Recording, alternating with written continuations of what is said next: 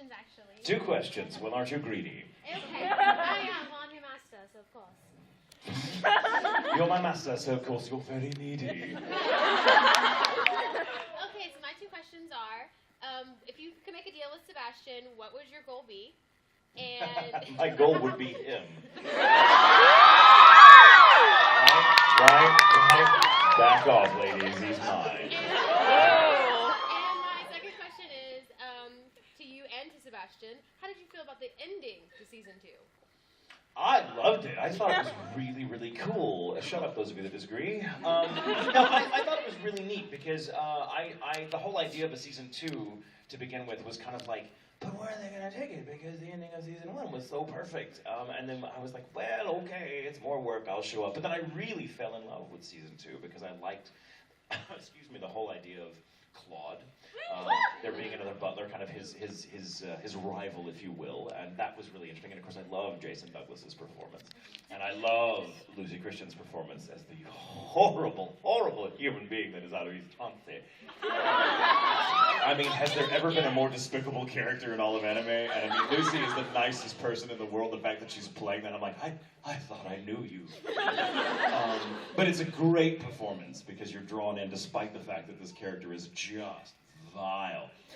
And Claude is really interesting. A really, really good performance. A fantastic performance by Jason Douglas, who, when I first met him, actually was doing that show. And when I met Jason Douglas, Ian Sinclair introduced the 2 of us, and we were very much in character because he would come in. I was leaving the studio, so I was still very much in Sebastian mode and saying, hello, nice to meet you, Mr. Douglas. I'm very looking forward to your performance in this. And he was like, hello, Mr. Tatum, very nice to meet you. I'm a very big fan of what you've accomplished in the first season. And we were shaking hands at the time, but in that weird way where our grip got tighter and tighter and tighter. I won't say which one of us won, but I was in pain. And but that was great. But the way it ended, I really liked it. I don't want to give away any spoilers for those of you who haven't seen it yet, but I really liked it. And the first time I was asked about Sebastian and his relationship to CL and his role in CL's life, you know, I was asked, like, what do you think? Does he love CL? And I'm like, no, he's a demon. He feels nothing except, you know, hunger for a little boy's soul, because that's what demons do, right? And it's tempting to ascribe human motivations to him because he looks very human, and he's sexy, and he's charming, and he's suave, at least if I've done my job. But we have to recall that beneath that, because all of that, the suavity, the charm, all of it is just a mask, a camouflage he has adopted so that he can eat. You know, he's on the hunt. There's whole thing, one thing for him, and that's CL's soul.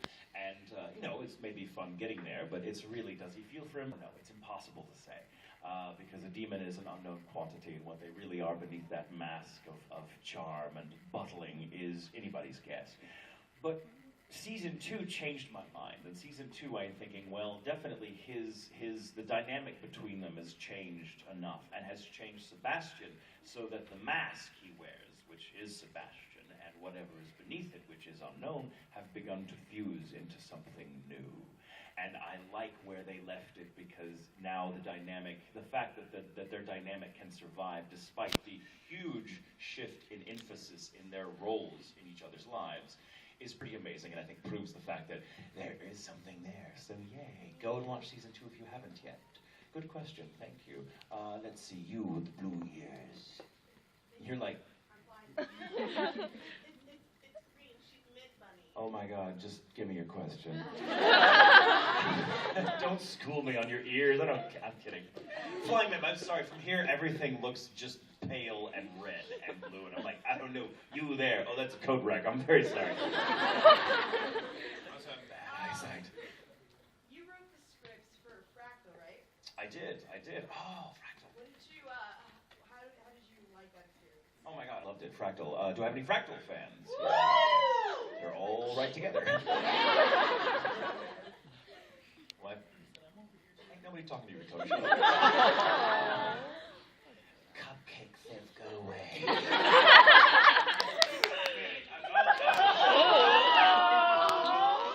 Okay.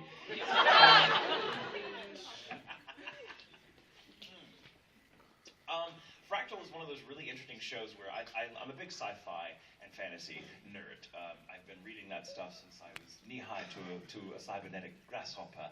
And I love it. I love dystopian fiction, things like, A Brave New World, or George Orwell's 1984, or, also, I mean, God, I could go on and on and on forever about the sort of stuff that you probably read in school and hate until you get out of it and go, wow, this is actually really good.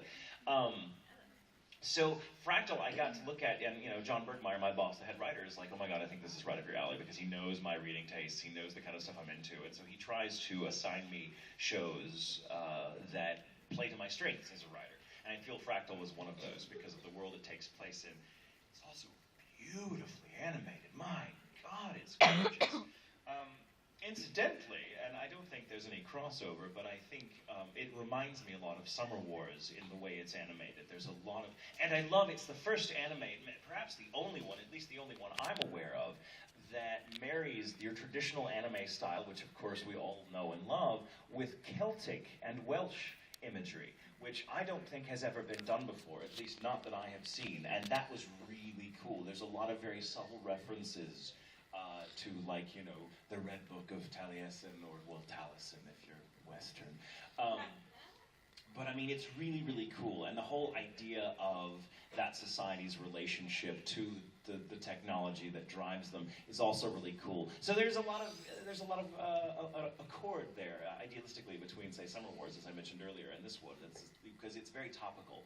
They live in a society where everyone is so wrapped up in the way they communicate to each other via the interwebs, or Fractal as it's called here, that it has completely overdetermined how they look at themselves, how they look at the possibility for other human relationships, and it's so realistic, and it's not so dark that you're like, oh my God, this future is horrible. It's like there is some things to recommend it. You can easily see why society went in that direction. There are other things that don't recommend it and that should be amended, and they still leave it open at the end. They're brave enough to go, you know what? We just have this very uneasy relationship to our technology, and we have to admit that we're still learning how to make all of this work. We're still learning how to continue to be human in the face of these new shiny toys that we kind of run away with. So Fractal, loved working on Fractal. One of the only shows I've gotten to write on completely on my own without having to deal with anyone else. Most of the time when I'm writing, I'm happy to work with other writers. But we have to be so quick that I'm what's called a lead writer, which means I write the first handful of episodes to establish the tone of the adaptation, and then I have a team of writers under me that I then edit, and I write, maybe 2 or 3 scripts per contract, and 3 or 4 not farmed out, but given to members of my team, which is great. I love collaborating, and that's part of the joy of it. But Fractal was all me from start to finish. I didn't have to share that with anybody because it's only a handful of episodes, and it's just gross. Yeah, and it's gorgeous, gorgeous, gorgeous. Love it, love it, love it. Thank you. Those of you who have not seen Fractal, I hope you're taking notes. I see toward the back. Yeah, you just turned around and looked at yourself. Yes, you, and now you're pointing at yourself. I don't know. Yeah, you. I think you have glasses on. Yeah. Oh, now I see 2 people standing up. Oh, crap. And they both turned around. They're like, oh, shit. All right, tell you what. We'll get you first. You stay standing up, and we'll get you secondly, all right? So both of you stand up right now. And then, okay, so you there in the 4th row, I think. I really love Steins Gate, and I was wondering if you had heard anything about the movie. I can neither confirm nor deny my involvement in the movie. That should tell you enough. But thank you, Steins Gate. Love. Steins Gate. Now you, my dear, towards the back. I have 2 questions. Okay. And one of them, is it true that Todd and Brina broke into your house, left crappy beer, ice cream, and rearranged your furniture? It's not true. Brina and Gino, her brother, did it. Todd had nothing to do with it.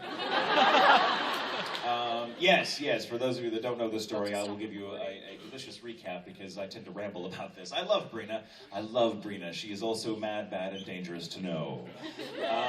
She loves to prank me, and I am very bad at pranking people back. And so she got mad at me that I hadn't pranked her back and decided one evening to break into my house, rearrange my furniture, leave a $5 bill on my couch with a note on it that says we had fun, thanks. And just as my boyfriend was calming me down because I thought we need to call the cops because we've just had crazy alien axe-wielding clowns in my house, I'm convinced of this.